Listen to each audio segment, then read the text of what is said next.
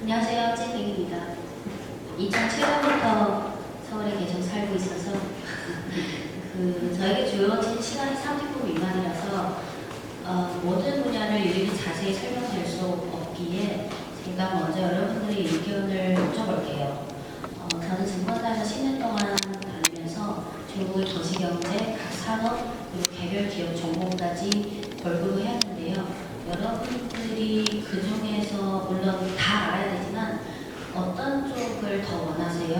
예를 들어서 그냥 거시경제 지표들을 쭉 나열하면서 하나하나씩 설명하는 것. 그리고 두 번째는 관세 전쟁이 지금 한창 이슈니까 그거에 대한 저희 생각. 세 번째는 산업이 워낙 광범위하지만 지금 가장 이슈가 되는 거는 AI, 첨단 반도체, 휴머노이드 로봇 이쪽. 그리고 주식은 여러분들이 미국 주식이나 한국 주식 또는 심지어 중국 주식에 투자할 수 있는데 증시나 주식 위주로 어느 쪽을 위주로 해서 말씀드릴까요? 산업 플러스 미중 관세. 제가 지금 생각할 때는 제일 핫 이슈가 지금 여러분들이 사업하고 있으니까 지금 중국에 관세를 좀 가지고 있고요. 지금 한창 관세 전쟁이 이슈지만 사실 저에게 있어서 이 이슈는 이미 이슈가 아니에요. 왜냐면 2023년 8월 말에 화웨이가 이미 7나노 자체 생산 7나노 칩을 화웨이 스마트폰에 탑재하고 나서 2024년부터 점점 첨단 칩 개발을 강화하면서 저는 개인적으로 2024년 하반기쯤부터 무역 전쟁이든 관세 전쟁이든 물론 G2의 힘겨루기는 5년, 10년, 심지어 20, 30년 더 계속될 수밖에 없지만 이미 제 마음속에서는 2024년 하반기쯤부터 저는 이미 미국은 이길 수 없다는 걸 확신을 갖고 있어요. 물론 지금도 많은 연구기관에서 관련 보고서를 내고 기사도 몇 쏟아져 나오지만 저에게 있어서는 사실 이미 갈등이나 고민이 아니에요. 네. 그 이유를 말씀드리면 사실 1시간 내내 해도 부족할 텐데 간단히 말씀드리면 이 그림을 보시면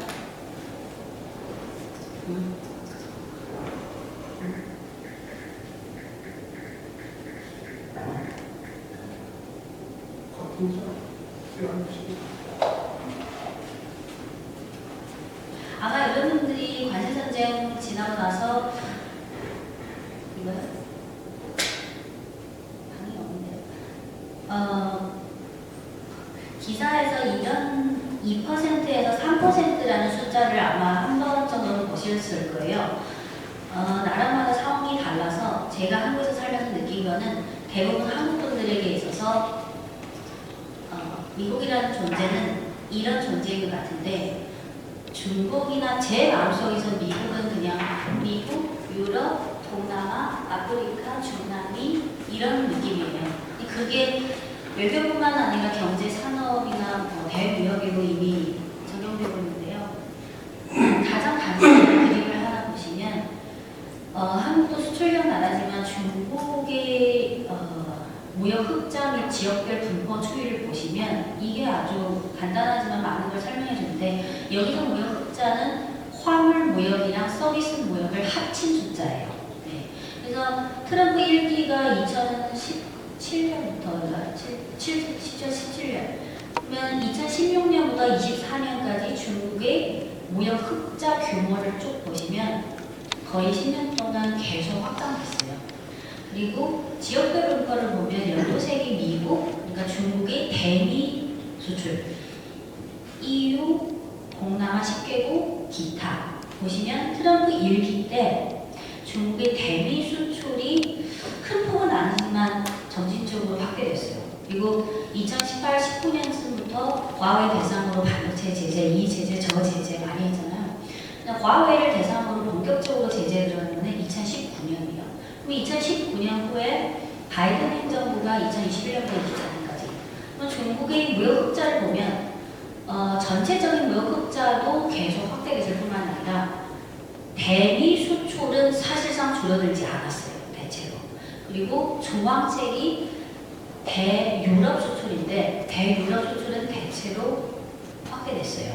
제일 중요한 거는 대동남아 수출이랑 기타인데 여기 기타에 중남미, 아프리카, 러시아, 중앙아시아 5개국 다 포함됐어요.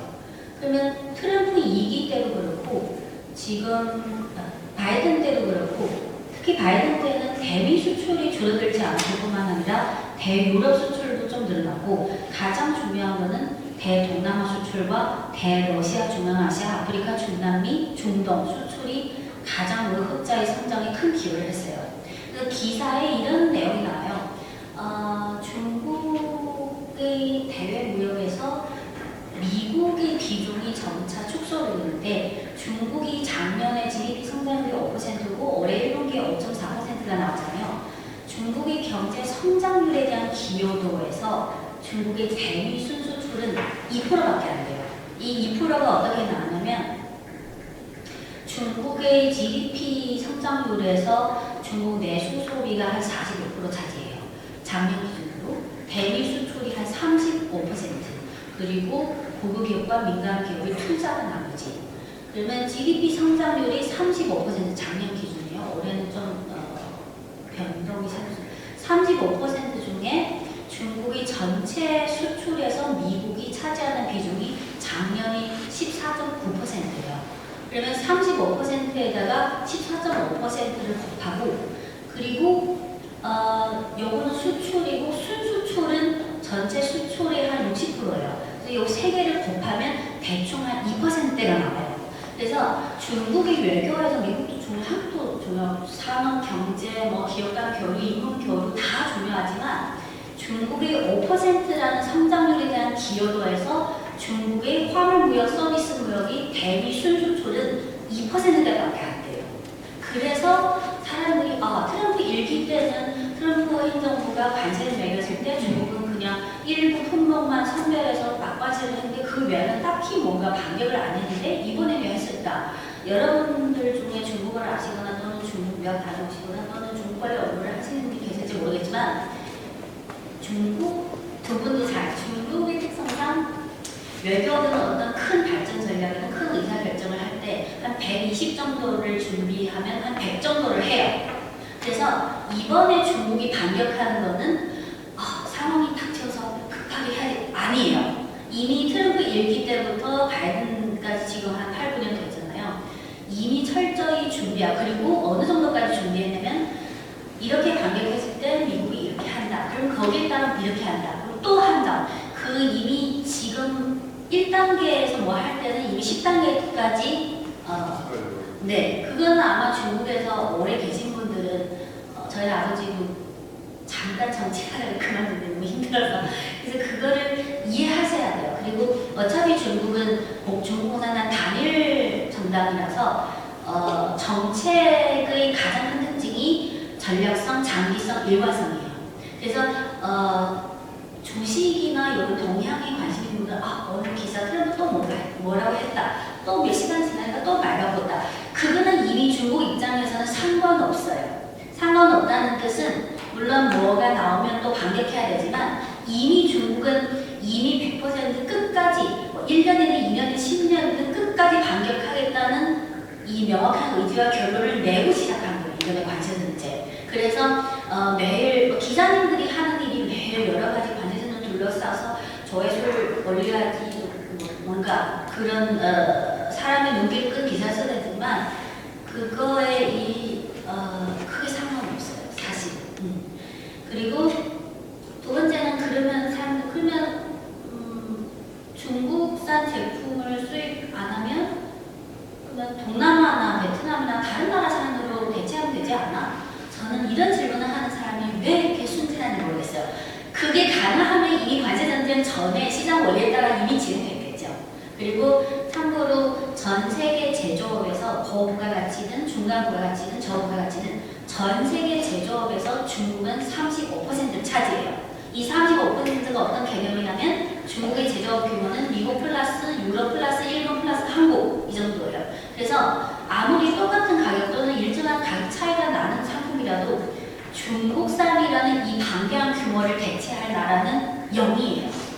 네, 그래서 이게 두 번째고, 세 번째는 지금 미국이 4월 2일에 트럼프발 관세 전쟁이 나오고 40일 만에 또 후퇴했잖아요. 근데 중국은 미국산 제품에 대해 10% 수입 관세, 미국은 중국산 제품에 대해 30%. 이게 왜 이렇게 되냐면 이번에 협상한 거는 4월 2일부터 시작된 추가된 관세에 대한 타협이지 그 전에 거는 아직 협상 단계예요. 그래서 4월 2일부터 한 거는 다 처리됐지만 미국이 또 펜타닐 뭐 이것저것 핑계로 해서 그 펜타닐 그 20%는 4월 2일 전에 한 거예요. 근데 그거는 또 양국이 협상해야 돼요. 그래서 기사만 보고 중국은 10% 미국은 30% 그러면 미국이 이긴 거 아니야? 그건 너무 순진한 생각이에요. 그리고 세 번째는 지금 한국도 대부분 수출 품목 중에 한 90% 이상은 사실상 다 중국산으로 많이 교체됐잖아요. 근데 유일하게 미국, 일본이나 한국, 대만이 중국보다 우위를 갖고 있는 건 딱 하나잖아요. 첨단 반도체. 근데 그것도 저는 이미 아직 시간이 걸리지만 별로 걱정하지 않는 이유가 이분 아시죠?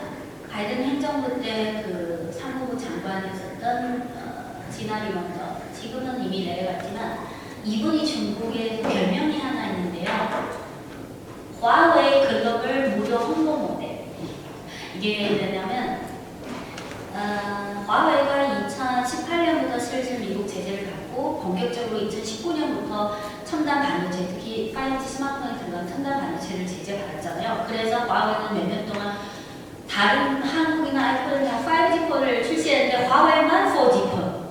근데 다행히 2023년 8월 말에 화웨이가 중국산 7나노 칩을 탑재한 화웨이 그림에 나오는 메이트 60로 스마트폰을 출시했어요. 물론 여기에 들어가는 7나노 칩의 성능이나 그 평균 생산에 소요되는 시간이나 그런 생산 효율성은 한국이나 미국보다 훨씬 떨어지죠. 하지만 어쨌든 국산 반도체 칩으로 중국의 스마트폰, 5G 폰은 어느 정도 해결됩니다. 근데 이분이 왜 그 화웨이 글로벌 홍보 모델 그것도 무료라는 별명이 생겼냐면 2023년 8월 27일부터 30일까지 이분이 중국을 방문하고 있었어요. 근데 이분이 27일에 들어오자마자 중국 외교부에서 화웨이에 들어갔다. 그래서 화웨이가 8월 29일에 이 화웨이 메이트 60 그 국산 칩을 탑재한 이 폰을 출시했어요. 그때 미국이 많이 당황했죠. 도대체 어떻게 만들어낸 거야? 그래서 그 후에 계속 스마트폰용 반도체 칩뿐만 아니라 지금은 예를 들어서 엔비디아가 만드는 AI 첨단 반도체 칩이 가장 인기잖아요. 근데 그 후에도 화웨이가 계속 성능을 개선하고 계속 했는데 화웨이라는 기업에 대해 여러분도 잘 아시죠? 화웨이는 어떤 기업인가요, 이 박사님? 통신. 대부분은 스마트폰 만들고 통신 장비 1위. 근데 화웨이는 저는 그거에 국한되는 게 아니라 이 그림 더 그려야 되는데 그 공간 제한으로 이 그림을 보시면 화웨이가 도대체 어떤 기업인지 좀 더 복합적으로 느낌이 올 거예요. 국기를 보면 쭉 아시겠죠? 하나하나 설명드릴 시간은 없지만 여기서 중요한 거는 첫 번째는 화웨이 스마트폰, 노트북, 뭐 이어폰, 워치 이거는 애플을 타깃으로 해서 하고 있어요. 화웨이는 삼성을 타깃으로 하고 있지 않아요. 처음부터 이 프리미엄. 그리고 노트북이나 뭐 스마트폰에 들어가는 칩 여기에 세 번째 줄, 두 번째 줄과 세 번째 줄, 세 번째 SN 칩이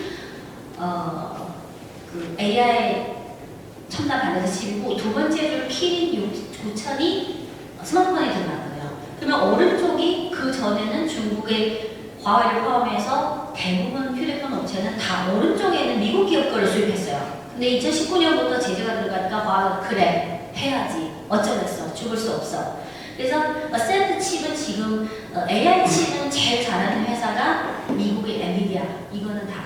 근데 엔비디아가 중국에 매년 파는 작년 기준으로 엔비디아가 AI 칩만 해도 중국에 55억 달러를 팔았어요. 그래서 사실 미국이 중국을 제재하면 가장 마음 졸이고 있는 게 엔비디아예요. 매년 55억 달러가 줄고 그리고 작년에는 55억 달러지만 지금은 AI뿐만 아니라 AI랑 기계공학을 접목한 휴머노이드 로봇 이제부터 점점 AI랑 반도체에서 파생되는 그런 첨단 제품들이 많이 나오는데 엔비디아는 이제 작년에는 55억 달러인데 시간이 흐를수록 만약 제재 없이 계속 공급하면 매년 100억 달러까지도 가능해요.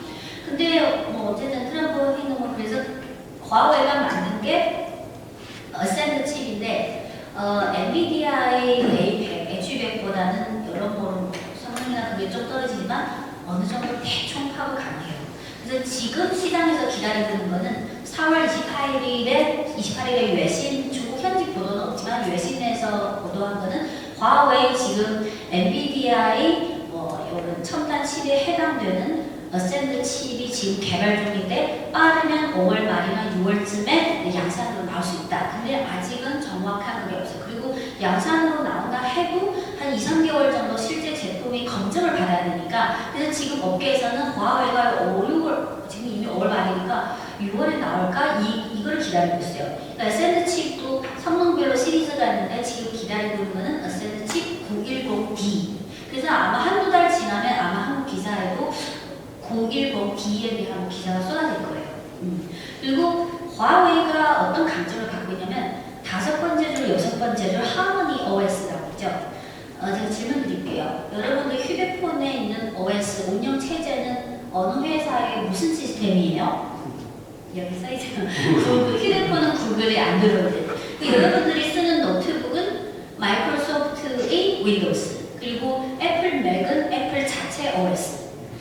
화웨이가 스마트폰용, 노트북용, 그리고 지금은 가장 성장이 빠른 건 전기차. 전기차용 시스템은 예를 들어서 테슬라의 자율주행 시스템은 뭐라고 해요? FSD. 그리고 중국 전기차 회사마다도 자체적인 명칭으로 다 자율주행 시스템. 근데 화웨이는 휴대폰용 구글의 안드로이드에 해당하는 시스템. 그리고 마이크로소프트 윈도우스와 맥북의 맥북 OS에 해당되는 노트북용 운영체제 그리고 전기차에 쓰는 자율주행 시스템 요 세 개를 하모니 OS 하나로 통합됐어요. 그래서 이제 올해가 중국의 휴머노이드 로봇의 양산의 원년인데 휴머노이드 로봇에도 화웨이 하모니 OS가 들어가요. 그래서 화웨이의 특징은 하드웨어랑 소프트웨어랑 처음부터 개발할 때 모든 단말에 적용할 수 있는 통합 시스템 이런 걸. 근데 미국 예를 들어서 구글이든 마이크로소프트든 오픈AI든 테슬라든 다 미국 기업이지만 다 단독적인 기업이에요.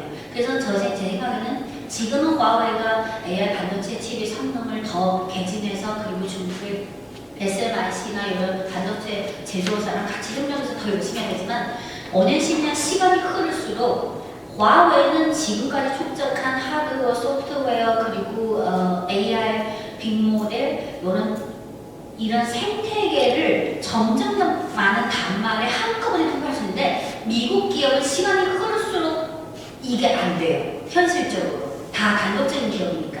그리고 여기까지 하고 그래서 화웨이라는 기업은 저는 어떤 스마트폰 플러스 통신 장비 기업이다 이런 1차원적인 보다는 종합적인 과학기술 혁신 기업이라고 생각해요.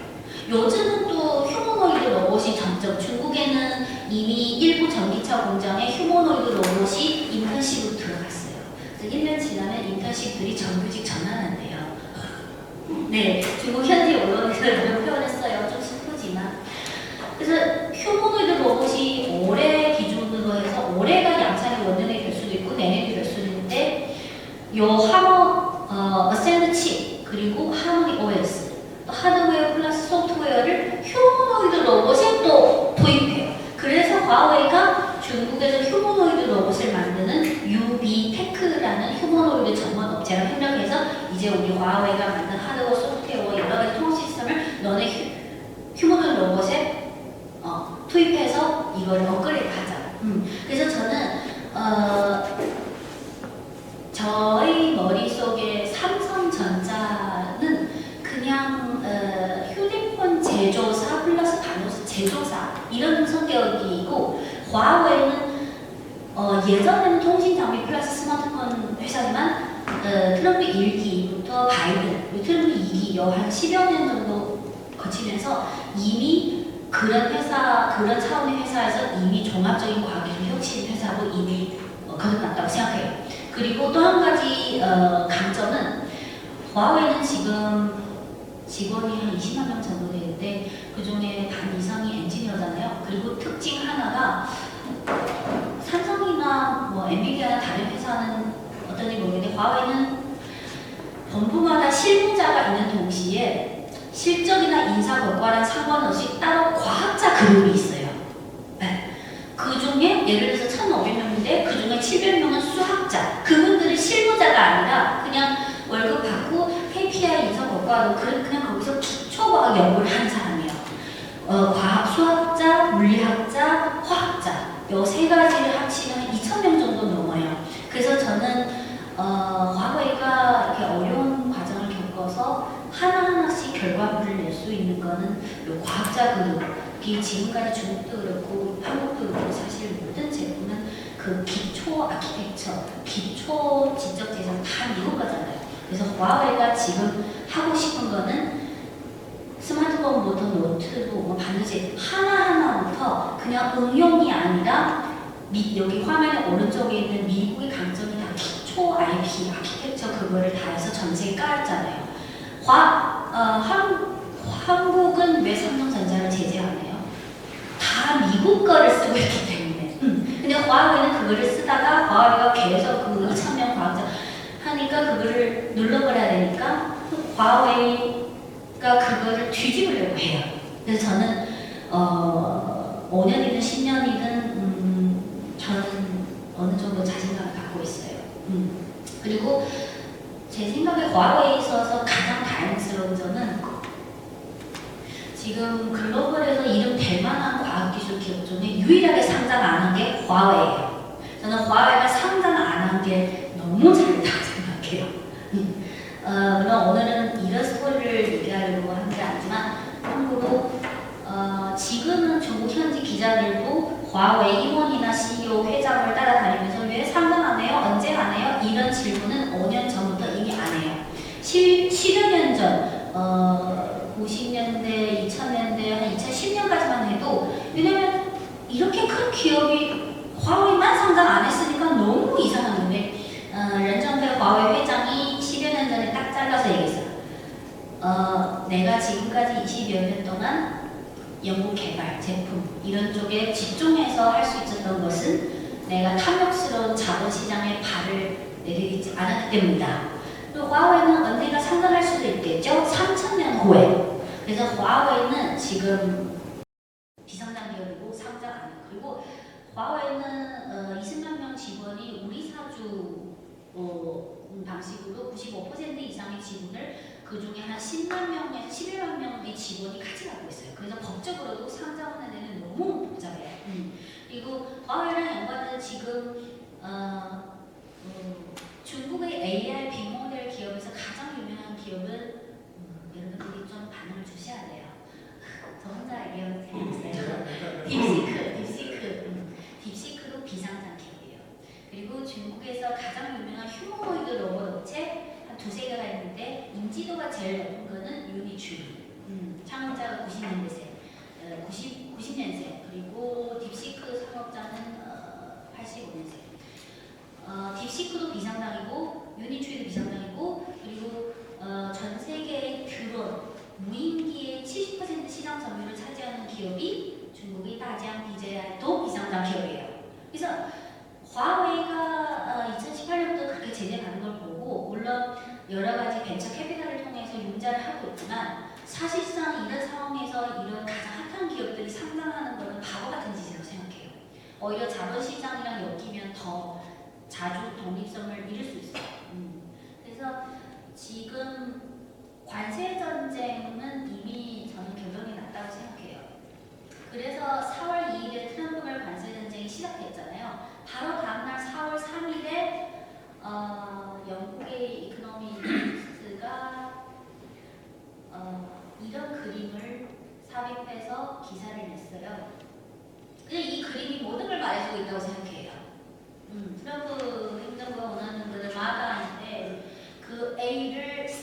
보면 Make China Great Again. 네.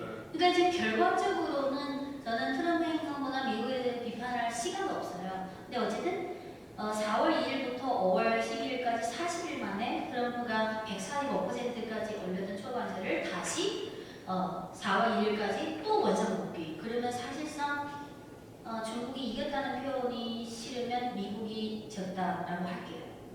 그리고 중국에서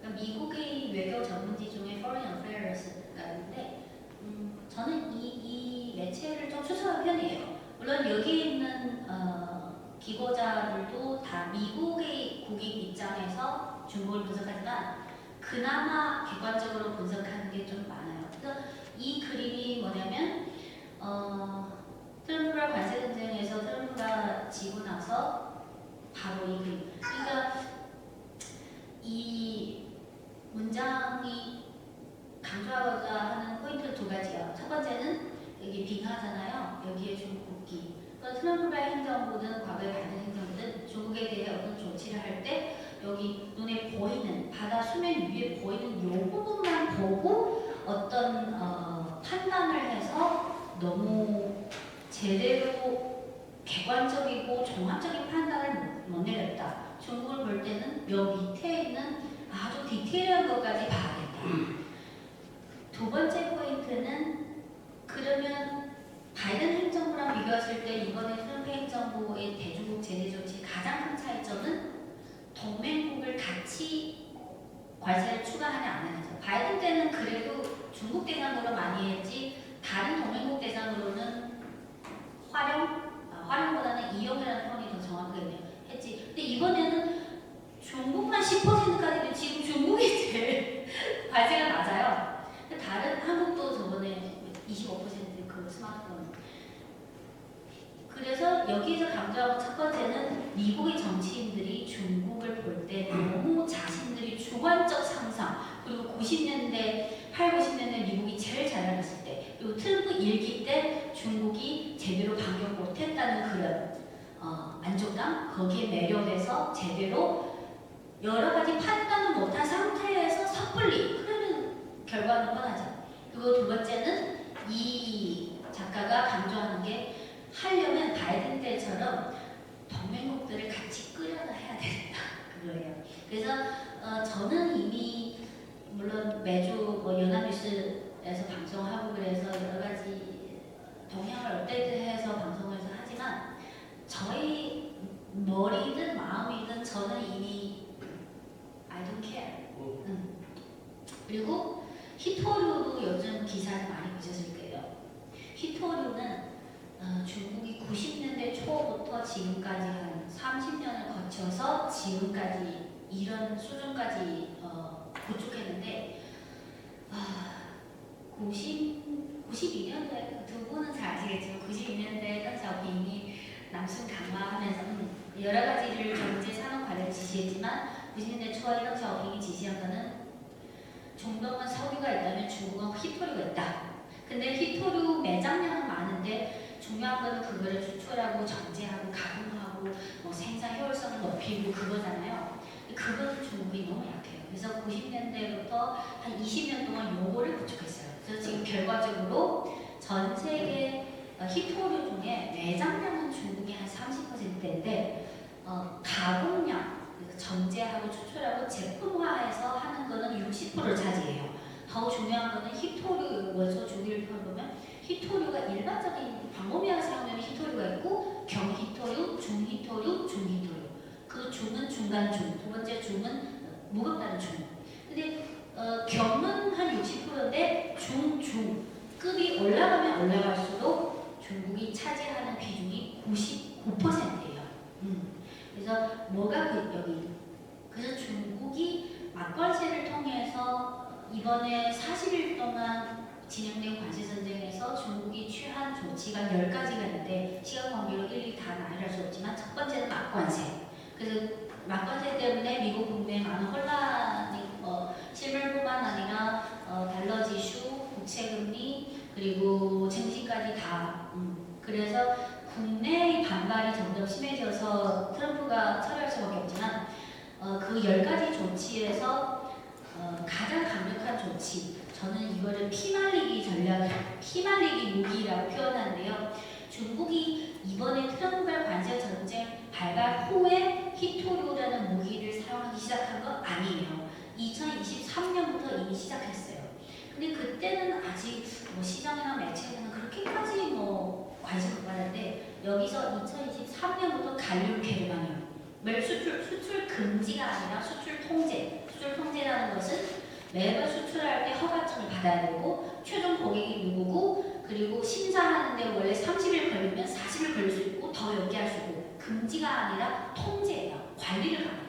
그리고 밑에 흑연 안티모는 2024년부터 그리고 올해 1월과 2월에는 요 5가지 히토류까지 수출 통제하고 4월 2일 트럼프발 관세 전쟁이 본격적으로 일어난 후에 중국이 바로 다음 날에 발표한 게 요 7가지 종 히토류에 대한 수출 금지가 아닌 수출 통제예요. 근데 물론 통제라는 표현을 쓰지만 금지해도 내 마음이니까 못 정했어요. 근데 요 히토류들이 중요도는 반도체뿐만 아니라 전기차, 우주, 항공, 무인기, 항공모함, 그리고 센서, 거의 모든 첨단 기술에 삼성도 중국에 히토류 사야 돼요.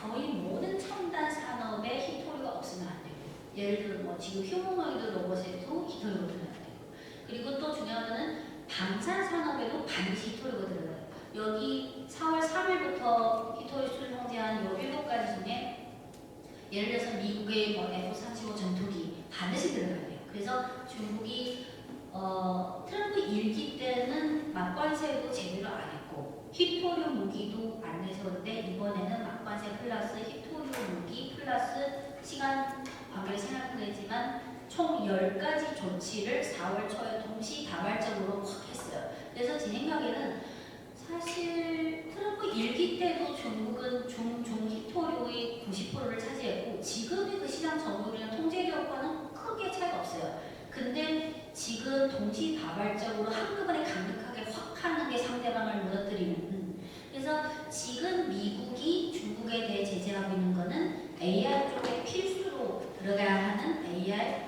NVIDIA 첨단 AI 칩 거기에 해당되는 반격 조치로 중국은 미국의 모든 첨단 산업과 방산 산업에 꼭 필요한 히토류, 특히 중국이 95%에서 99% 통제력을 갖고 있는 중중 히토류.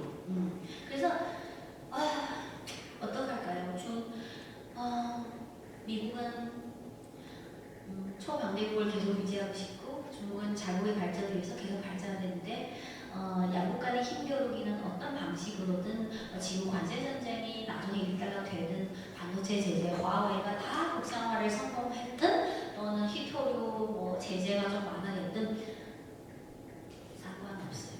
이미 미국은 꼭 그렇게 해야 되고 중국은 꼭 발전해야 돼요. 그래서 저는 5년에서 10년 지나도 점점 미국의 단일 패권이 점점 약화되고 중국 플러스 브릭스나 동남아 이런 개발도상국 대상으로 점점 이미 브릭스의 총 GDP 규모는 이미 G7을 넘어섰어요. 2년 전에.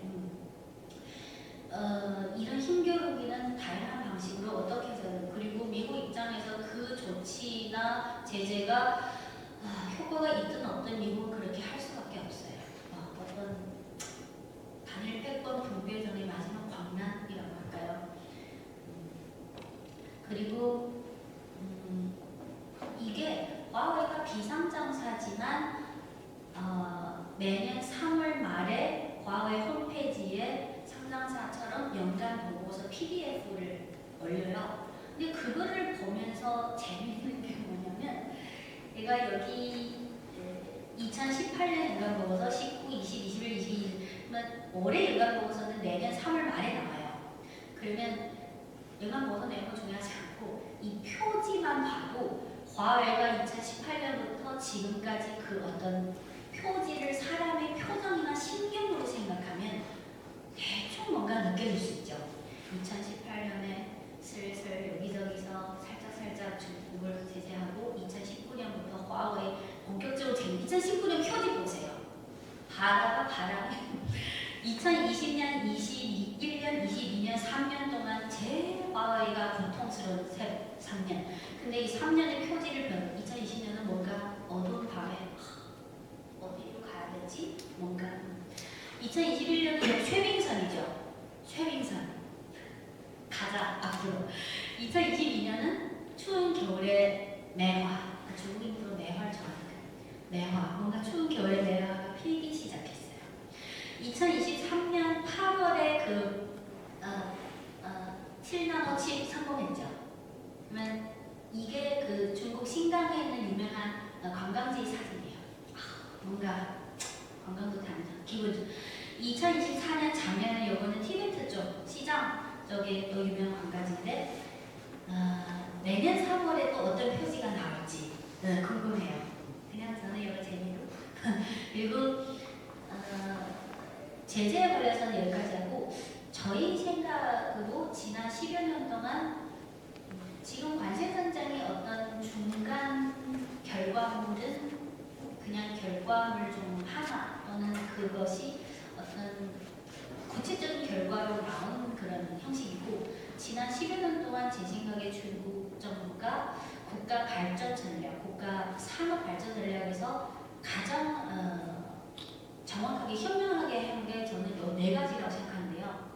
첫 번째는 1대1로 아까 그 중국이 2016년부터 24년까지 그 무역 흑자 규모 그게 지난 10년 동안 특히 지난 5년 동안 중국이 무역 흑자에서 성장 기여도가 가장 높은 게 미국, 유럽이 아니라 동남아, 중동, 아프리카, 중남미, 러시아 플러스 중앙아시아.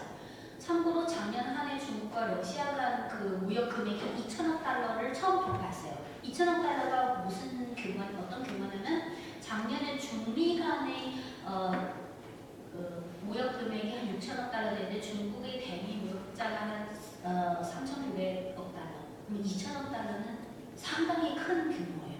그리고 러시아는 중국의 사실 천연가스 석유밖에 안.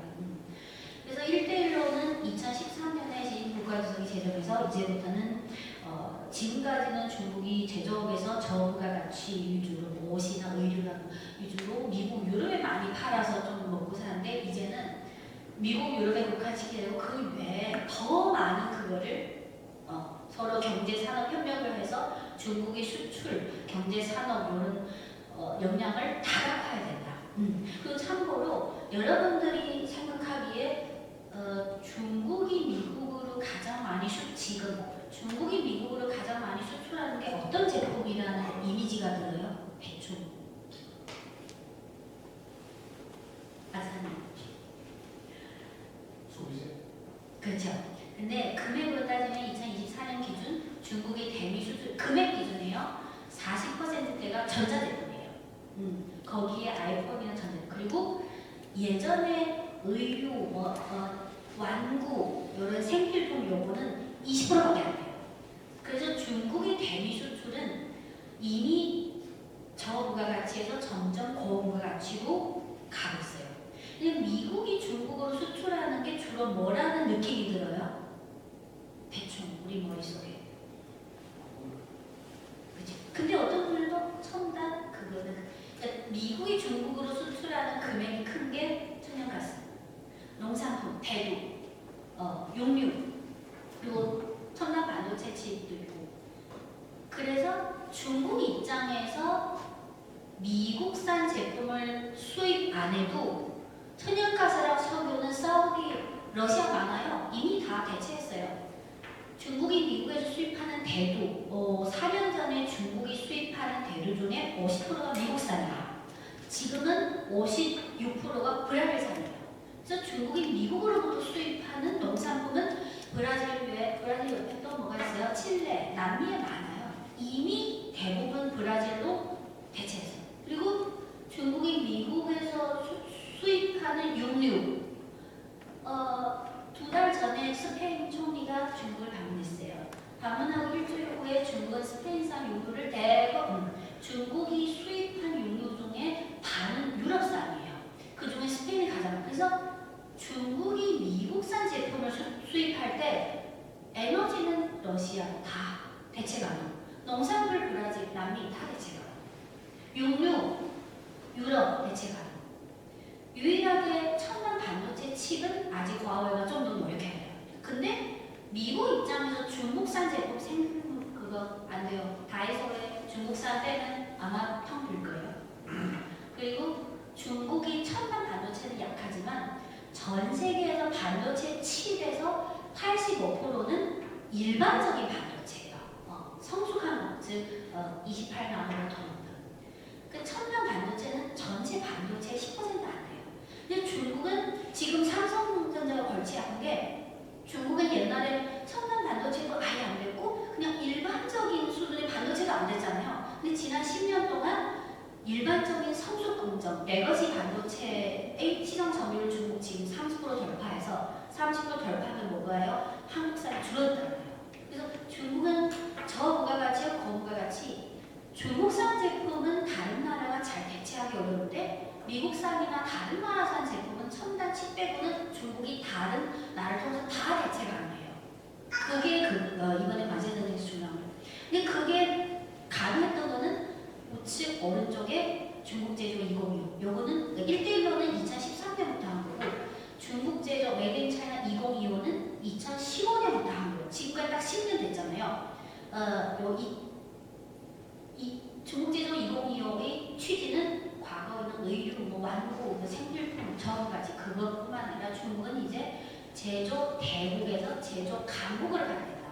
그러면 부가가치가 높은 한국이랑 100%다 겹치는 자동차, 스마트폰, 거기에 칩도 포함하고 조선, 제약 바이오, 그리고 고속철도, 전기차, 배터리, 해양 플랜트, 우주항공, 총 10개 첨단 산업을 2015년부터 국가 보조금 다 해가지고 온갖 지원책을 해서 지금까지 10년 흘러서 이 10대 첨단 산업의 목표 달성률이 96%예요.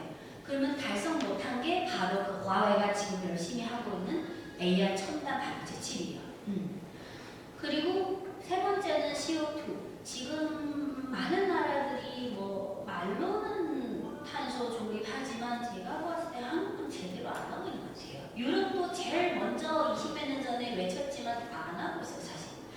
근데 중국이 탄소 중립을 본격적으로 선언한 거는 2019년 중국 국가주석이 유엔에서 중국의 탄소 중립 3060 목표를 발표했어요. 이게 무슨 뜻이냐면 중국은 2030년까지 탄소 배출 전적 달성, 2060년까지 탄소 중립 실현. 그러면 탄소 배출을 감소하려면 내연차도 그렇고 많은 제품이나 산업을 통해서 폐기가 배출되는데 그 중에 공기 오염이나 이쪽 CO2 이산화탄소 배출이 가장 비중이 큰 게 자동차예요. 그래서 중국의 전기차가 지금 전 세계 1위잖아요. BYD도 이미 유럽에서 테슬라를 넘어섰고, 저는 물론 그럴싸하게 분석하지만 저희 마음이랑 머릿속에는 저는 이제부터 전 세계 전기차는 중국 전기차랑 비중국 전기차로 나누면 된다고 생각해요. 솔직히 현실적으로. 그래서 중국의 전기차 산업 정책이든 배터리 정책이든 그냥 산업 정책만이 아니라 중국의 탄소 3060 이 국가의 장기 발전 전략이랑 같이 하는 거예요. 단순히 그 산업 하나만 키우겠다는 게 아니에요. 그래서 산업 정책이 국가의 그러면 2030, 2060까지 그 구체적인 목표가 달성이 안 되면 이건 누구 책임이에요? 중국 국가에서 책임이고 중국 공산당 집권당 책임이에요. 그리고 네 번째가 중요하다고 생각하는데 중국 경제 관련 기사에서 많이 언급되는데 그게 중국의 부동산 둔화가 계속되고 있다. 저는 개인적으로 중국 부동산 둔화를 찬성하고 지지하는 편인데요. 좀 이상한 편이지만 중국이 부동산 거품을 빼는 작업을 2017년부터 시작했어요. 한국도 예전에 부동산으로 부자가 될 분이 많잖아요. 중국도 비슷해요. 똑같아요, 한국이랑. 근데 중국이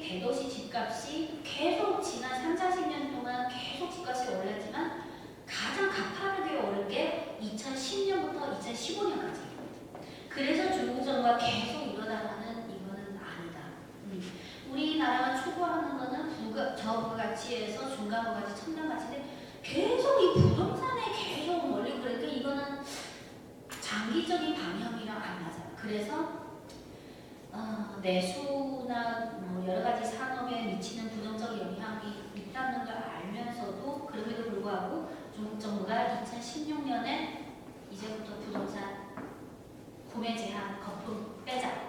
그래서 했는데 처음에는 너무 강력하게 하면 또 경기에 또 타격이 크니까 처음에는 조금씩 했어요. 그래서 2016년, 17년, 18, 19 한 몇 년 동안 하다 보니까 이 강도가 좀 약해서 그런지 효과가 그렇게 근데 계속 하는데 2020년에 뭐가 왔어요? 코로나가 왔어요. 그래서 원래 중국 정부가 원한 거는 조금 너무 강력하게 조금 점진적으로 부동산 거품을 빼면서 그에 따른 뭐 내수나 또 다른 지원 정책을 좀 그걸로 좀 지탱하는 코로나가 왔어요. 그래서 중국 정부가 원하는 것보다 너무 크게 들어가 버렸어요. 코로나 첫 해는 뭐 G8일까 나가더라고요. 그럼에도 불구하고 중국 정부가 아니야, 그만두면 안 돼. 부동산은 거품을 빼야 돼.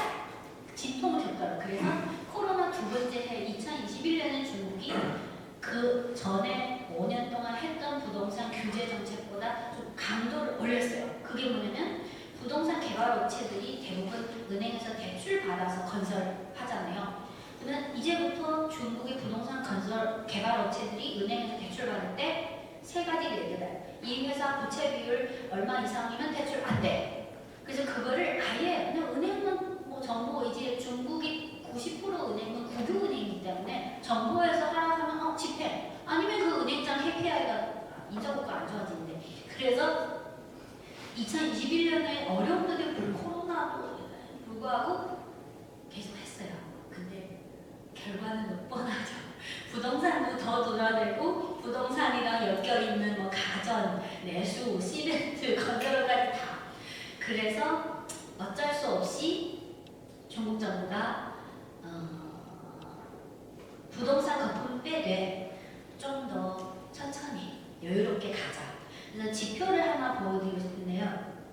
이게 지난 1년간 중국 전국 기준 부동산 판매 증가율과 판매 면적과 판매 금액 증가율이에요. 노란색이 판매 면적 증가율이고 파란색이 판매 금액 증가율이에요. 지난 1년 동안 보면 다 마이너스예요. 마이너스.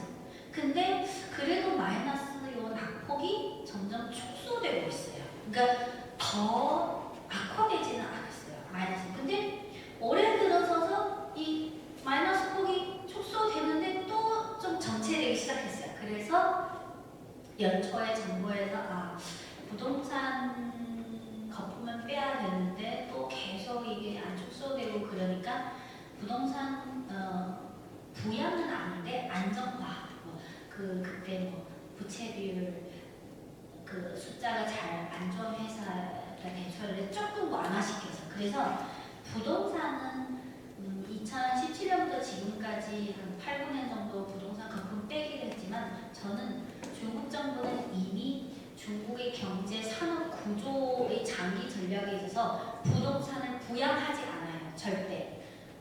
그래서 몇 년 전부터 중국은 부동산 부양이라는 표현보다는 부동산 안정화라는 표현을 써요. 그래서 나중에 또 한국 기사에 중국 부동산 둔화 나오면 I don't care. 그러니까 중국의 특징이 일단 정부에서 어떤 국가 발전 방향과 직결된 어떤 의사결정을 하면 10년은 기본으로 깔고 가고 중간중간 2, 3년 중간중간에 그 상황에 따라서 약간 수익 조절하고 근데 확실히 한국의 부동산이나 중국의 부동산은 부동산 플러스 건설업 플러스 부동산이랑 관련된 소비를 다 합치면 중국 GDP의 한 7, 8%가 돼요. 가끔 한국 기사에 20, 30% 나오는데 그거는 좀 과장되는 거예요. 그건 어떻게 나오냐면 부동산이 예를 들어서 가전업이라고 하면 그러면 그 계산할 때 가전업 전체를 넣으면 안 되죠. 가전업 중에 부동산에 해당되는 그 부분은 그래서 한 7, 8%. 그래서 저는 당장은 좀 부동산 지표가 다 이렇게 안 예쁘게 나오지만 5년, 10년, 20년, 30년 지나면 중국 전체 GDP에서 부동산 개발업이 차지하는 비중은 아마 점진적으로 축소될 거예요. 그 대신 그거를 메꾸는 게 지금 중국에서 강력하게 밀고 있는 거 전기차는 배터리든 태양광 그리고 휴머노이드 로봇 AI 우주 항공 신소재 제약 바이오 저번에 또 중국이 달 뒷면에 가서 뭐 토양을 갖고 왔는데 미국이 가려고 했는데 아시아 안쪽 그래서 중국의 정책의 특징이 어느 정도 진통을 겪더라도 그게 맞는 방향으로 생각하면 일단 여기까지가 지금까지 혹시 질문 있으세요? 제가 말씀드린 내용이랑 무관한 질문도 상관없어요. 통합적인 나중에 질문 드릴게요. 네, 오늘은 저가 아니라 여러분들을 위한 시간이라서 지금부터 좀 빠른 속도로 한국증권사나 중국증권사에서 중국 담당하는 연구원들이 보고서를 쓸 때 많은 경제 지표를 보지만 그 중에서 좀 더 중요한 거로 골라서 대충 볼게요. 그리고 사실 지금 작년 기준으로 미국의 GDP가 한 25조 달러이고 중국이 18조 달러, EU가 17조 달러. 근데 그게 사실 미국 기준으로 계산한 거예요. 나중에 시간 있으면 다시 말씀드릴게요. 중국 GDP가 작년에 5% 나왔고 올해 1분기 5.4%, 올 한해 목표치는 5%. 왜 이 5%를 지키려고 하냐면 중국이 보통 정부의 목표치가 2020년까지 뭐뭐뭐 달성, 2035년까지 어디까지 달성, 2050년까지 그리고 2100년까지 있어요. 그러면 지금 2035년까지 중국 정부가 제정한 그 경제 산업 목표치를 달성하려면 지금부터 한 2030년까지는 5% 또는 4% 후반대를 유지해야 돼요. 그 후에는 4%로 점점 떨어지는 것은 정상적이죠. 그래서 지금 그 5%를 지금 그거를 지켜놔야지 나중에 좀 더 빠른 속도로 4% 심지어 더 떨어지는 그게 어느 정도 여유가 되는 거예요. 그래서 올해 목표치는 5%. 중국의 GDP를 구성할 때 내수 소비가 GDP 성장률이 한 45%를 차지해요. 과거에는 코로나 전까지만 해도 중국의 경제 성장률 기여도에서 내수는 60%예요. 그래서 한국 기사 항상 중국 경제는 내수가 좋아야 좋다. 근데 코로나를 겪으면서 그리고 아까 1대1로 전략을 통해서 미국, 유럽뿐만 아니라 전 세계 그 수출 다각화를 했잖아요. 그래서 점점 수출 그 기여도가 높아지고 그래서 내수 시장을 대표하는 지표가 이건데 중국의 내수 소매 판매 지표예요. 올해 작년에는 조금씩 올라왔는데 올해 4월에 조금 더 떨어졌어요. 근데 중국은 코로나 전까지는 이게 한 5, 6%를 유지했는데 코로나를 겪으면서 많이 떨어졌고 코로나를 겪으면서 사람들이 코로나가 지금 지났는데도 사람들이 소비를 하는데 많이 신중해졌어요. 그래서 사실 중국의 GDP 성장률을 아주 쉽게 5%대를 유지하려면 요 내수 소매 성장률이 한 5, 6% 나와야지 쉬워요. 근데 지금은 1, 2월 4%, 3월 5.5%, 4월. 근데 요거를 어느 정도 5% 수준으로 유지하기 위해서 중국 정부에서 뭘 내세웠냐면 이고환신. 중국 매장에서 스마트폰이나 전자제품을 살 때 거기에 한 10%에서 15% 해당되는 금액을 정부 보조금으로 공제받는 거예요. 근데 그게 일반 생필품은 단가라든가 전자제품은 그래도 좀 금액이 나오잖아요. 그래서 그거를 늘리고 있는데 작년 한 해 중국 정부가 요 전자제품 쇼핑 보조금에 투입한 재정 예산이 1,500억 원, 원화로 환산하면 30조 원이에요. 그거를 올해는 배증을 해서 올해는 60조 원을 늘리고 있어요. 그래서 그거를 통해서 이 내수 지표를 어느 정도 좀 그리고 한국도 그리고 지금 사실 전 세계가 경기가 안 좋아서 사람들이 특히 중산층이나 일반 서민들이 소비하는데 좀 신중해졌잖아요. 코로나 겪으면서 이 신중한 심리를 표현하는 게 이 그림 좌측 그림이 뭐냐면 분기마다 중국의 중앙은행이 인민은행이에요. 인민은행에서 은행 계좌를 갖고 있는 2만 명 중국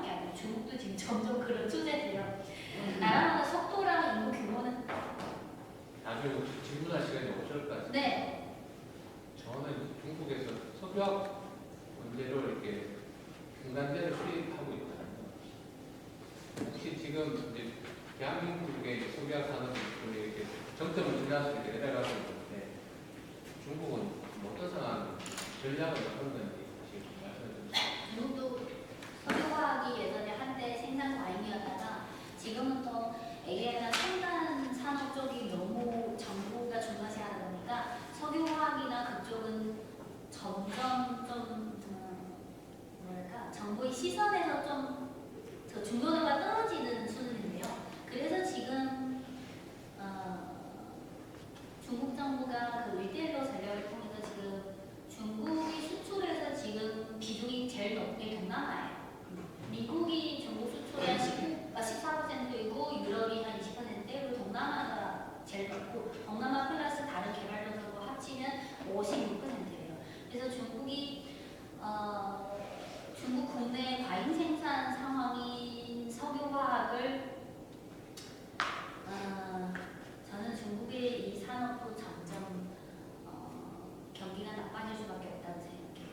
왜냐면 동남아나 다른 개발도상국이랑 서로 협력할 때 중국이 주로 제공하는 게 고속철도나 항구나 이런 인프라 건설이랑 그리고 저국과 같이 조립 또는 중국의 히토리오 그리고 중국의 어떤 기술 IP인데 석유화학은 다른 품목에 비해서 그 일대를 통해서 대규모로 어떻게 중국 과잉 생산을 그쪽으로 밀어내기가 쉽지 않아요.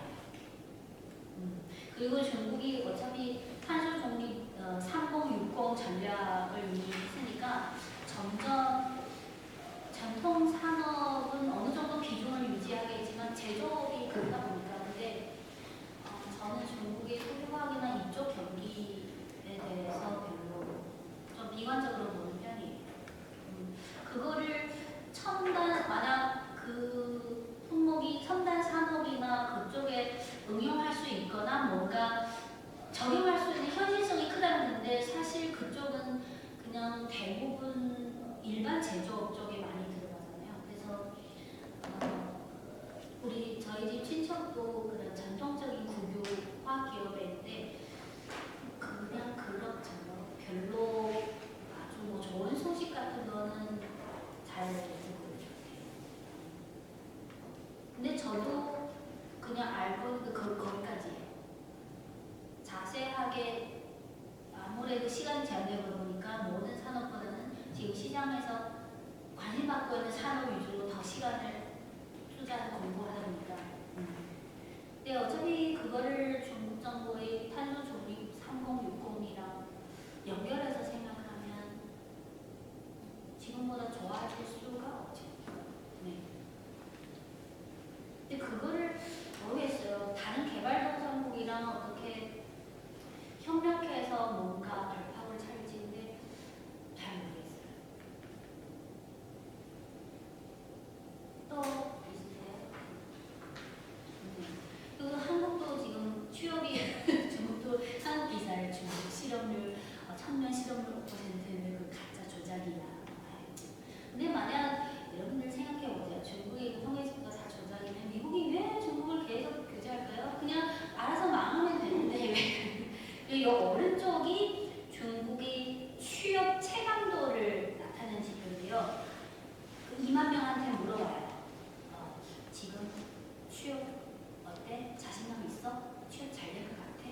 그러면 요 취업 체감도 또는 취업 자신감 2023년, 여기 2021년, 2년, 23년 계속 떨어지고 있어요. 그리고 올해 1분기도 그래서 지금 정부에서 이거를 다 근본적으로 해결할 수 없지만 뭐를 하고 있냐면 취업이 떨어지면 중국의 제조업체 중에 국유기업도 많고 민간기업도 많잖아요. 그러면 항상 예를 들어서 조금 어느 정도 좀 지탱해야 된다 그러면 중국의 총리 리창 총리가 그 제조업이 아무래도 일자리 창출 효과가 크니까 제조업 중에서도 밸류 체인이 제일 긴 게 자동차. 그러면 리창 총리가 비와디 회장한테 올해 대졸 채용 규모 얼마야? 총리님 5천 명이야. 10,000명까지 해줄 수 없니? 그러면 고급기업이든 민간기업이든 다 맞춰줄 수 없지만 어느 정도는 노력해요.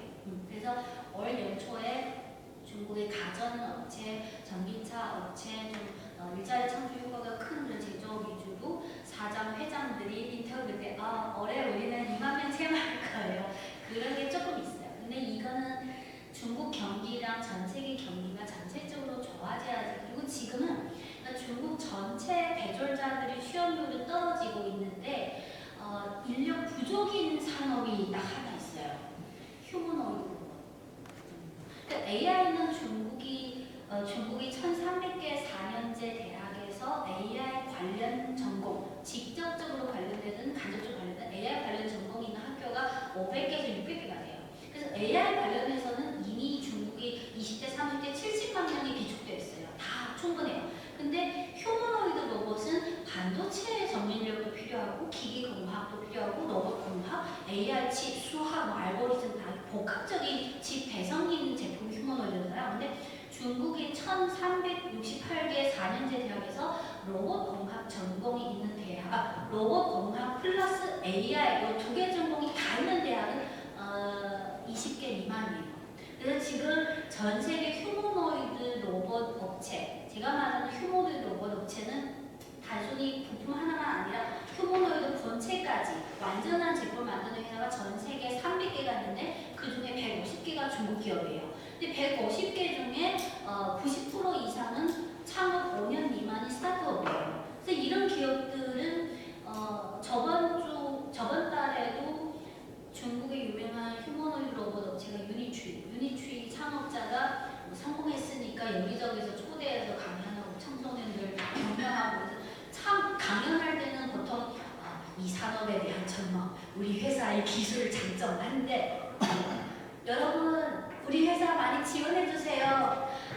수학 전공, AI 전공, 로봇 공학 그리고 일반적인 경영관리 제목 우리 회사 지금 100명 채용해야 돼요. 여러분 이력서 보내주세요. 그거를 강의. 그러니까 지금 중국이 미국과 경쟁하면서 중국 자체의 발전을 위해서지만 계속 G2가 경쟁하면서 모든 첨단 산업에서 다 힘겨루가 되는 그래서 지금 반도체 인력, 전기차 인력은 지난 몇 년 동안 어느 정도 성숙화돼서 어느 정도 안정됐는데 AI도 그렇고 근데 휴머노이드 보면 지금 수주는 많이 받는데 수주라는 게 가정용, 양로원용, 전시회 박람회용, 그리고 교육용, 그리고 중요한 건 전기차 생산 라인용. 중국의 그 전기차 생산 라인에 작년부터 이미 휴머노이드 로봇이 투입돼서 물품 운반하고 있고 분류하고 있어요. 근데 그거는 대규모가 아니라 소량으로 테스트하고 훈련시키기 위해서 그래서 그거를 중국에서 휴머노이드 로봇들이 전기차 공장에서 인턴을 하고 근데 지금 취업 상황이 전체적으로는 한국으로 중국으로 전체 취업 상황은 계속 안 좋아지고 있지만 특정 산업은 또 너무 인력 부족. 제가 너무 시간을 많이 지체했죠. 요거는 제조업을 대표하는 지표. 보시면 지난 1년 동안인데요. 요거 4월 달에는 트럼프발 관세 전쟁이 4월 2일에 시작됐잖아요. 근데 그 전부터 트럼프가 계속 관세를 한다고 계속 예열을 했으니까 4월 달에는 그거를 그 리스크를 감안해서 좀 앞당겨서 제조한 게 좀 있어요. 그래서 3월 달에 쭉 올라가고 4월 달에 좀 내려가고.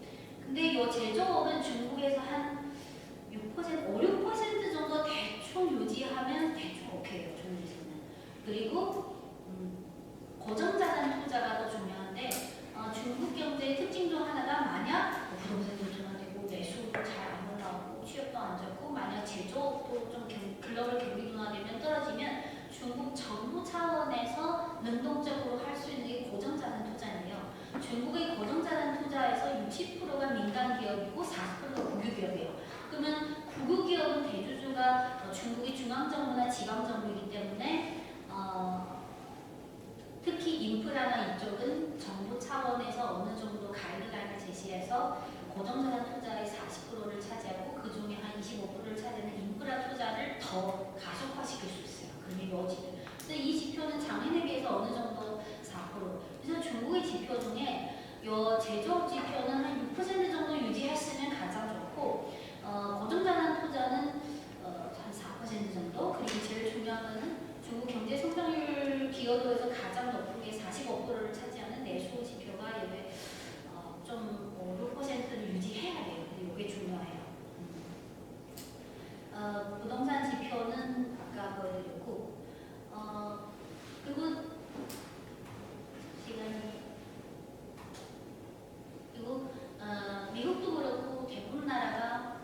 가져오면 통화를 완화시켜서 조금 돈을 풀잖아요. 그러면 이게 중국의 사회 융자 규모 증가인데 여기가 여기 저점이 2024년 10월쯤이에요. 10월쯤부터 좀 올라가는 게 보이죠? 왜냐하면 작년 9월, 10월에 경기가 작년 2, 3분기에 경기가 더 둔화되다 보니까 작년 9월, 10월에 중국이 금리 인하하고 제도 계산 투입하고 이것저것 많이 했어요. 그래서 작년부터 조금 완화되고 이것도 마찬가지고 또 끝으로 지금 계시는 분 중에 뭐 한국 주식 투자자가 있는지 모르겠지만 중국 주식 투자에 있어서 좀 미국 주식이나 한국 주식이랑 다른 점은 한국 주식은 코스피 중에서 외국인 비중이 한 34% 정도, 30% 정도 중국은 중국 본토 증시랑 홍콩 증시로 나누잖아요. 중국 본토 증시는 상위거래소, 신청거래소, 홍콩 증시는 홍콩 증시. 근데 상위거래소, 신청거래소를 합치면 중국 증시에서 외국인이 차지하는 비중은 5% 미만이에요. 그래서 중국 증시는 물론 뭐 글로벌 이슈가 덮친다든지 트럼프가 뭐 했다든지 큰 이슈가 나오면 하루 이틀 정도는 큰 영향을 받지만 결국 중장기적인 흐름은 중국 국내 상황, 매수 지표, 뭐 투자 지표, 중국 국내 경기가 돌아가는 상황에 따라서 중국 증시가 흘러가요. 근데 한국이나 일본은 대부분 미국에 좀 따라가는 상황이 강하잖아요. 근데 홍콩 증시는 외국인 비중이 40%대라서 한국보다 더 높아요. 그래서 홍콩 증시는 중국보다 더 글로벌 이슈나 뭐 그런 동향에 영향을 많이 받고요. 그리고 끝으로 한 가지 말씀하면 여기 상해 종합지수 연초부터 지금까지 흐름인데 이게 올해 1월이에요. 여기가 4월 2일 그 트럼프가 발표했을 때 발표했어요. 반등했다가 최근에 5월 들어서 좀 또 조금 쉬고 있잖아요. 이 이유는 중국은 대부분 매월 중순 15일 또는 16일에 그 전달의 실물 경제 지표를 발표해요. 아까 보여드린 그 몇 개 발표하는데 앞에 뭐 주말이 끼거나 연휴가 있으면 조금 미루고요. 그래서 5월 19일에 발표한 4월 그 핵심 지표들이 한 7, 80%는 예상치를 하회했어요. 그리고 19일에 그 지표가 그래서 뭐 잘 안 나왔으니까 바로 다 중국 한국은행은 매월 며칠에 그 기준금리 동결 여부를 발표해요. 중국은 매월 20일에 인민은행이 발표해요. 그래서 19일에 지표가 좀 떨어졌으니까 20일에 인민은행이 바로 기준금리를 조금 인하했어요. 그래서 5월 들어서서 3, 4월은 또 관세 전쟁 그런 영향이 있어서 좀 경기가 좀 불안정성이 강하고 5월 들어서서 중국 정부 그 이후 환신 그 보조금도 늘리고 있고 기준금리도 좀 내리고 있고 재정 예산이나 이것저것 하고 있는데 그러면 5월에서 5월 지표는 6월에 나오고 6월 지표는 7월에 나와서 5, 6월에 중국 경기가 어느 정도 안정화될까 좀 그거를 지켜보는 관망 심리가 강해요. 중국 증시는 이미 트럼프발 어떤 이슈에 대해서 점점 민감도가 떨어지고 있어요. 이제는 중국의 어떤 경기 활성화 정책에 따라 중국 국내 경기가 좀 제대로 돌아가면 좀 쉬다가 또 올라가고 그래서 중국 증시를 뭐 투자하다라는 볼 때는 너무 미국 증시나 한국 증시 너무 글로벌에 맞춰서 중국 증시를 생각하면 처음부터 잘못 인식하고 들어가요. 그래서 근데 또 외국인들에게 있어서 어려운 점은 중국 현지 그 뭐 영어 기사나 한국 기사가 많지만 많은 디테일한 그런 정치적인 거는 또 중국어로 봐야지 그래서 그게 좀 어려워요. 다음에 기회가 되면 중국 주식 투자하지 않는 자세하게 중국 주식을 어떻게 이해해야 되는지 말씀드릴게요. 원래 저에게 좋은 시간은 30분인데 너무 지금 질문 두 개 있습니다. 네. 하나는 그 중국 주식 네. 제가 2018년 외국인도 이제 주식이 되니까 네. 중국에 살면 2018년도부터 들어가서 2022년도에 반토막 나고 성공을 했던 것 같아요. 네. 네, 향후는 어떨 건가 하나 주식 관련된 거 하나 나오고 그다음에 2027년도 정도에 어쨌든 GDP 총량이 미국을 넘어선다고 이제 막 2020년도 언저리까지는 그렇게 얘기하다가 어쨌든 이제 뒤로 늘어났잖아요. 그랬을 때 언젠가는 뭐 2030 몇 년이 됐든 저 경제 총량은 중국이 미국을 넘었을 텐데, 근데 거기에 제일 중요한 거는 어쨌든 그 정치적인 안정화가 이제 지금 하루인 것 같아요. 중국 내에서 지금 이제 시진핑 정부가 어떻게 이제 3기, 4기. 근데 최근에 지금 요 몇 달 사이에 그런 얘기가 한국 내에서 유튜브 중심으로 해서 많이 이제 나와요. 근데 우리 틴닝 전문가님께서 보시기에 중국 요 시진핑 정부 예민한 거 말고 그 경제에 영향을 받을 정도의 그 정치 쪽에 변동사항이 있을 것인가 두 가지.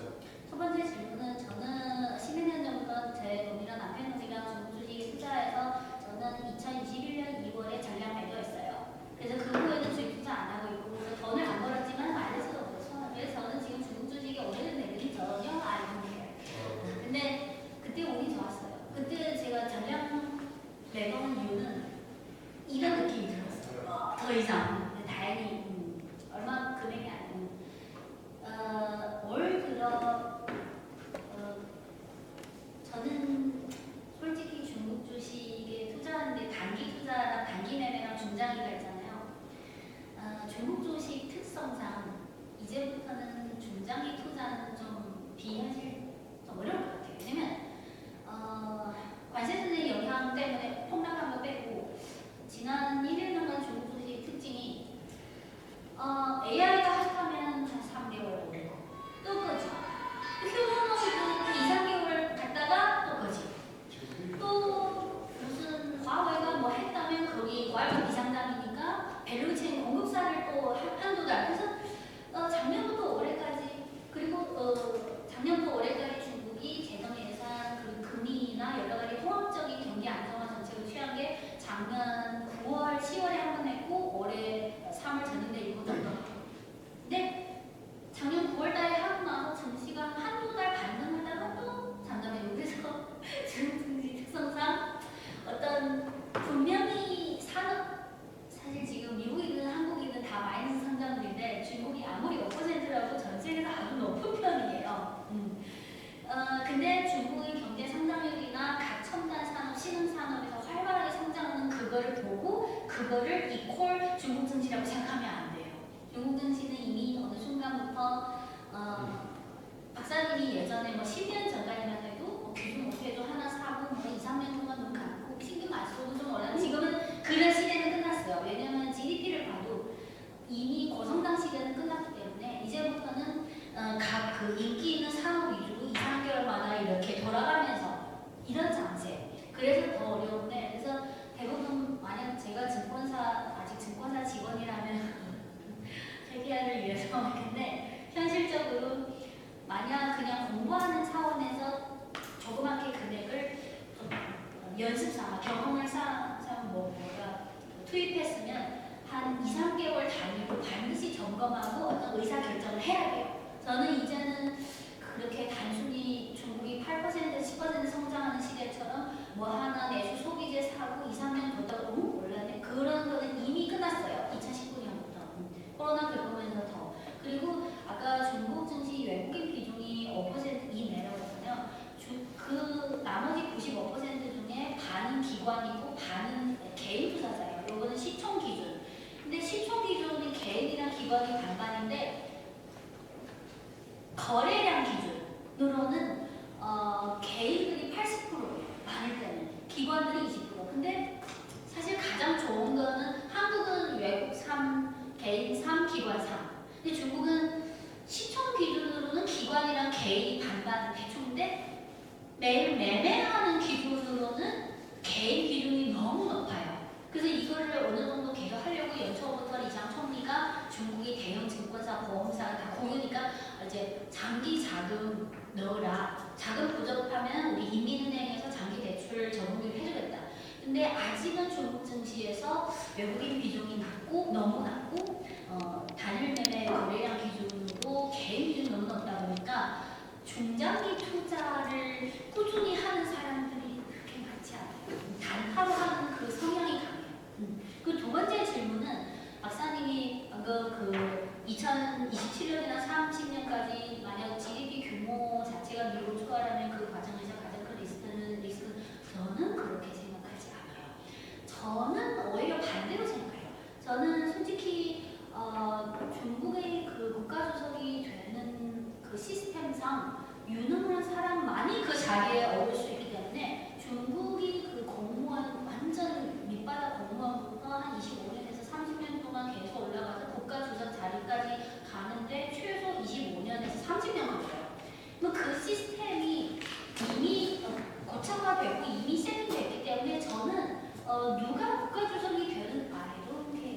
저는 그 시스템이랑 그 지도, 그 그룹, 그거를 그 시스템을 믿지. 근데 개인적으로 사실 이미 좋아해요.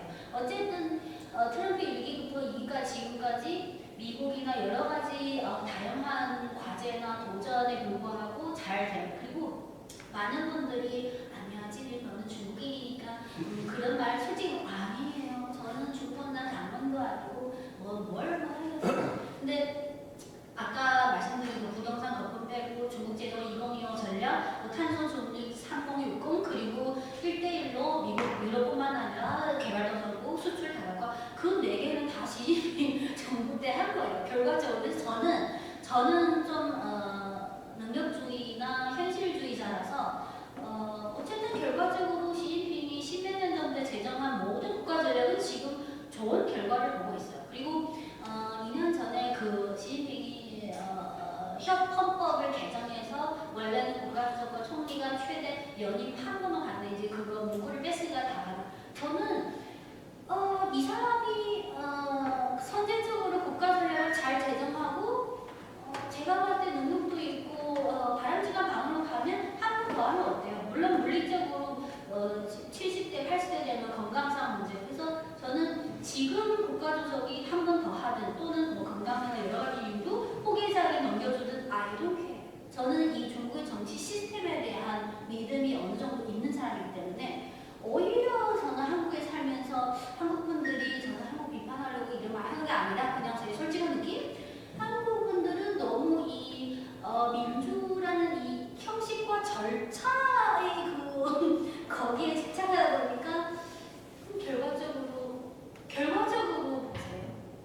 저는 현실주의. 그래서 저는 물론 어느 날 만약 갑자기 중국 가서 확 쓰러졌다 또는 뭐 어떻게 됐다. 며칠 전에 그 푸틴 대통령이 우크라이나에서 비행기 하다가 졸가 만약 중국이 갑자기 어떤 국가주석이 어떤 차질이 생겼다면 당연히 미국, 유럽, 한국, 일본 전 세계 매체에서 해서 거기다 이제 정치 리스크 중국 망가진다. I don't care. 그거는 본질적인 거 아니에요. 저는 82년생이고 저희 부모 어머니는 고등학교 선생님이고 아버지는 공기업 다니다가 그 공기업이 구조조정돼서 민간 기업에서 CEO로 직원 없고 그냥 경영 하다가 중간에 잠깐 정치하고 근데 저는 한 2010년도 미국발 제재가 없었을 때 그때까지만 해도 중국에서는 초등학교, 고등학교 때 필수 과목의 정치거든요. 중국에서는 어떻게 가르치냐면 전 세계 200개 나라 중에 왕실을 믿는 나라도 있고 직선제도 있고 중국처럼 세계 이런 여러 가지가 있는데 그 형식을 취한 국가가 많다고 해서 그게 절대적 진리나 정답이라고 생각하지 않아요. 오히려 지금 점점 많은 민주를 표방하는 나라에서 다 반면 교제를 전 세계에 보여주고 있다고 생각해요. 저는 그냥 나라마다 이런 형식이든 저런 형식이든 이 나라의 발전에 유리하고 적합한 합리적인 방식을 저는 알고. 제가 질문을 할게요. 저도 이제 질문 많이 받았어요. 저는 마지막 질문 하나 하고 하겠습니다. 38살 때 중국에 가서 지금 제 나이가 65세인데 네. 27년만 중국 사업을 하고 있고 있는데 오늘 관심 있던 게 이제 무역 관세 전쟁 때문에 관심이 있었는데 그게 무역 관세 전쟁이 단순한 관세 문제가 아니고 우리가 안보 기술 지정화 2년까지 다 안보를 아주 진짜 그 상태가 전방위적 전략 경쟁으로 되는 상태에서 오늘 여기 오신 분들이 다 사업하시는 분들이고 하니까 제가 경제적인 기술 쪽 부분에 대해서 아까 말씀하신 거에 한번 얘기를 드릴게요. 지금 어쨌든 중국과 미국은 이제 완전 커플링 되는 게 아니고 부분적으로만 이제 분리되는 과정이 있어요. 여러 가지 경쟁에서. 근데 우리가 제일 관심 있는 게 AI나 또는 양자역학, 그렇죠? 그런 쪽, 그다음에 이제 우주, 항공 우주. 근데 저는 중국이 기술 개발을 지금 많이 하고 있지만 있지만 미국과의 경쟁에서는 쉽지 않을 거라는 생각하는데 그 이유가 뭐냐면 한국 우주 같은 경우도 지금 전 세계 위성이라는 게 막 쏘아올릴 수 있는 것도 아니고 인간 위성 자체가 지금 아마 제가 알기로는 일론 머스크가 한 50%를 위성을 쏘아올려가지고 한국은 우주를 장악했잖아요. 그런 사회에서 이게 기술적인 표준이나 이런 것들은 이미 미국이 주도하에 다 돼 있는 거 아닙니까? 그때 중국이 대응할 수 있는 전략이 뭔지가 되게 궁금했어요. 그래서 미국과 경쟁에서는 중국이 굉장히 많은 것을 투자하고 있지만 쉽지 않구나라는 게 제 개인적인 생각인데 그 부분에 대해서 한번 말씀해 주시면 좋겠고. 저는 우주항공 분야에서 중국이 더 우위에 있다고 생각해요. 2010년에 중국이 옛날에 우주 사업 자체가 없었잖아요. 그래서 예전에 미국에 부탁해서 너네 우주 산업에 우리도 좀 껴서 우리 좀 배우자.